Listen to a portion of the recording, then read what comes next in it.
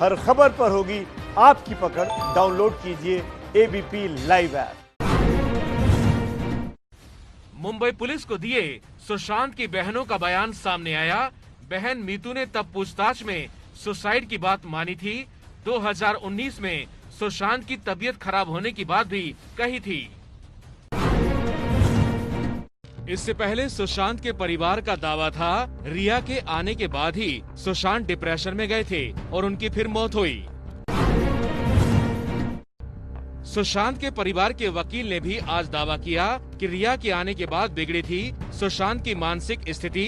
2013 से नहीं थे सुशांत बीमार। रिया चक्रवर्ती के भाई शोभिक पर ड्रग्स डीलिंग में गंभीर आरोप लगे हैं। ड्रग्स तस्करों से रिश्ते की हो रही है जांच। मुंबई में नारकोटिक्स कंट्रोल ब्यूरो ने ड्रग तस्करी के आरोप में जैद विलात्रा नाम के शख्स को पकड़ा है। इसी ने रिया के लिए सैमुअल मिरांडा को ड्रग्स बेची थी। सुशांत केस में सीबीआई ने आज फिर रिया चक्रवर्ती के पिता से सवाल जवाब किए। सुशांत के पिता ने रिया के पूरे परिवार पर लगाए हैं गंभीर आरोप। दिल्ली में पिछले 24 घंटे में 2500 नए कोरोना केस आए। 19 लोगों की मौत भी हुई। करीब 1900 लोग इलाज के बाद ठीक भी हुए हैं। 7 सितंबर से मेट्रो चलने की गाइडलाइंस जारी हो गई हैं। मास्क के बिना एंट्री नहीं होगी। कई चरणों में चालू होगी मेट्रो सेवा। मेट्रो में टोकन की जगह अब सिर्फ स्मार्ट कार्ड से ट्रेवल होगा। हर स्टेशन के कुछ ही गेट खुलेंगे। सुबह 7 से 11 बजे और शाम को 4 से रात 8 बजे तक चलेगी मेट्रो। देश में कल एक बार फिर 70,000 से ज्यादा नए कोरोना केस आए। 1043 लोगों की जान गई। अभी देश में 8 लाख मरीजों का इलाज चल रहा है। चंडीगढ़ में अब ऑड इवन से दुकान खुलने का नियम खत्म हो गया है। सभी दुकानें खुल सकेंगी। सब्जी मंडी भी सेक्टर 26 में फिर लौटेगी। कोरोना की वजह से पहले पाबंदी थी। एम्स में 2 हफ्तों के लिए रूटीन ओपीडी में मरीजों को भर्ती नहीं किया जाएगा। सिर्फ इमरजेंसी या ज्यादा बीमार मरीज ही भर्ती होंगे। ओपीडी चालू रहेगी। इंजीनियरिंग की जेईई परीक्षा का आज दूसरा दिन है। आज से बीई टेक में एडमिशन के लिए शुरू हुए एग्जाम।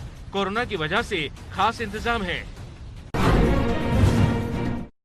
हरियाणा के फतेहाबाद में कोरोना मरीज से मिलने गई स्वास्थ्य टीम से बदसलूकी हुई। मेडिकल किट के सामानों को गांव वालों ने जला दिया। राजस्थान के कोटा में गणपति विसर्जन के दौरान हादसा हुआ। चंबल नदी में मूर्ति विसर्जन के दौरान नाव डूब गई। सभी को सुरक्षित बचा लिया गया।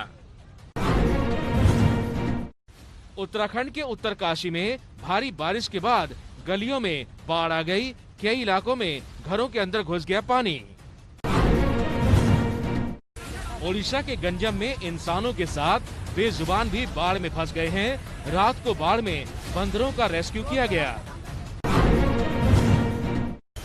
यूपी के बहराइच में घाघरा नदी के पानी के कटाव से बचने के लिए लोगों ने पूजा पाठ की। प्रशासन से मदद नहीं मिलने का लगाया आरोप। उत्तराखंड के कठिन पहाड़ी रास्तों से आईटीबीपी जवानों ने निकाली शव यात्रा। मुनस्यारी में चट्टान टूटने की वजह से एक शख्स की मौत हो गई थी। मुंबई के पास नाला सोपारा में देर रात 4 मंजिला इमारत ढह गई। 10 साल पुरानी इमारत थी। एक बुजुर्ग की मौत हुई। 6 लोगों को बचाव दल ने बचाया। शराबबंदी वाले बिहार के हाजीपुर में शराब की बड़ी खेप बरामद हुई है। सुरंग बनाकर शराब की तस्करी की जा रही थी। राजस्थान के भरतपुर में कैदियों को ड्रग्स और पैसे सप्लाई करने का भंडाफोड़ हुआ। जेल के गार्ड पर ही सप्लाई का आरोप लगा। गार्ड समेत 3 गिरफ्तार। यूपी के मथुरा में ढाबे की आड़ में सेक्स रैकेट का पर्दाफाश। दिल्ली आगरा हाईवे पर चल रहा था धंधा। पुलिस ने 7 लोगों को पकड़ा। यूपी के सोनभद्र में हाथियों के आतंक से खौफ में हैं लोग। आदिवासियों के गांवों में तोड़फोड़ की, फसल को भी नुकसान पहुंचाया। भारतीय टेनिस खिलाड़ी सुमित नागल ने रचा इतिहास। ग्रैंड स्लैम यूएस ओपन में 7 साल में पहली बार मैच जीतने वाले पहले भारतीय बने।